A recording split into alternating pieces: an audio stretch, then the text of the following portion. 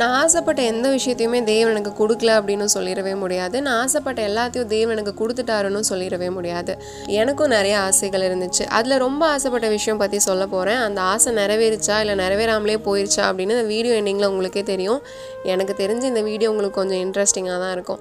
நான் காலேஜில் படித்தது ஒரு குரூப், பட் நான் ஜாப் போகணுன்னு ஆசைப்பட்ட ஃபீல்டு வேறு. பட் ஸ்டார்டிங்கில் ஃபேமிலிக்காக நான் படித்தது ரிலேட்டாகவே ஒர்க் போனேன். பட் என்னால் அதை கண்டினியூ பண்ண முடியல. தென் நான் ஆசைப்பட்ட ஃபீல்டு ட்ரை பண்ணேன். அதுவும் ஒரு கிறிஸ்டியன் ஆர்கனைசேஷனில் தான். இன்டர்வியூலாம் அட்டன் பண்ணேன், எல்லா ரவுண்ட்ஸுமே கிளியர் பண்ணேன். அவங்களுக்குமே என் வாய்ஸ் பிடிச்சிது அப்படின்னு சொன்னாங்க. லாஸ்ட்டாக அவங்க எனக்கு ஒரு டிமாண்ட் வச்சாங்க.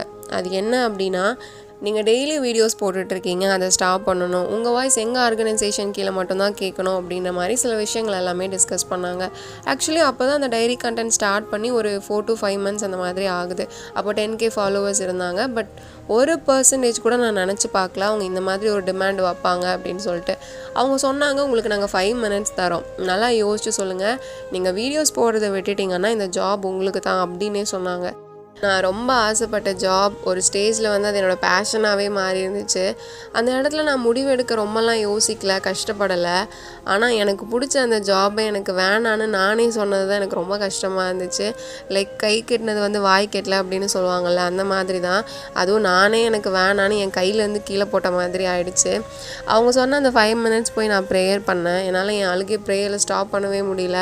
அப்போ நான் ஏசப்பா கிட்ட சொன்ன விஷயம் என்ன அப்படின்னா, எனக்கு பிடிச்சது தான், ஆனால் எனக்கு வேணாம், நீங்கள் ஆல்ரெடி எனக்கு ஒரு சின்ன ஊழியத்தை கொடுத்துருக்கீங்க, அந்த ஊழியத்தை விட்டால் தான் இந்த வேலை கிடைக்கும் அப்படின்னா எனக்கு அந்த வேலை வேணாம் ஏசப்பா, நான் வீடியோஸ் போடுறதை ஸ்டாப் பண்ண மாட்டேன் அப்படின்னு சொல்லிட்டு சொல்ல போகிறேன் அப்படின்னு ஏசப்பா கிட்ட சொல்லிவிட்டு ஹெச்ஆர் கிட்ட தான் போய் சொன்னேன்.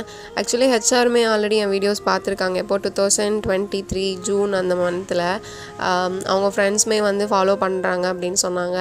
என் முடிவு அவங்கக்கிட்ட சொன்னதுக்கப்புறம் அவங்க சொன்ன விஷயம் என்ன அப்படின்னா, நீங்கள் இந்த டெசிஷன் தான் எடுப்பீங்க அப்படின்றது எனக்கு தெரியும், நான் மேலே இருக்கிறவங்க கிட்ட சொல்லிடுறேன் அப்படின்னு சொன்னாங்க. எப்படினாலும் செலக்ட் ஆக மாட்டேன், பட் செலக்ட் ஆகலை அப்படின்றது எனக்கு கால் பண்ணி இன்ஃபார்ம் பண்ணிவிடுங்க அப்படின்னு சொன்னேன். கண்டிப்பாக சொல்கிறேன் அப்படின்னு சொன்னாங்க. 1 month கழித்து கால் வந்துச்சு, நீங்கள் செலக்ட் ஆகலை அப்படின்னு சொன்னாங்க. ஒரு பக்கம் நான் ஏசப்பா விருப்பப்பட்டபடி அவர் வச்ச டெஸ்ட்டில் பாஸ் பண்ணிட்டேன். இன்னொரு பக்கம் நான் ஆசைப்பட்டது கிடைக்கல அப்படின்னு ஸ்டார்டிங்கில் எனக்கு கஷ்டமாக இருந்துச்சு. அப்புறம் மனசை தேத்திட்டு காம்படிட்டிவ் எக்ஸாம்ஸ்க்கு வந்து ப்ரிப்பேர் பண்ண ஸ்டார்ட் பண்ணிட்டேன். லேட்டராக போக போக தான் புரிஞ்சுது தேவன் நமக்கு எவ்வளோ மேன்மையான திட்டத்தை வச்சுருக்காரு அப்படின்னு. ஏன்னா அவ்வளோ டெஸ்டிமோனிஸ் வந்து வர ஆரம்பிச்சது.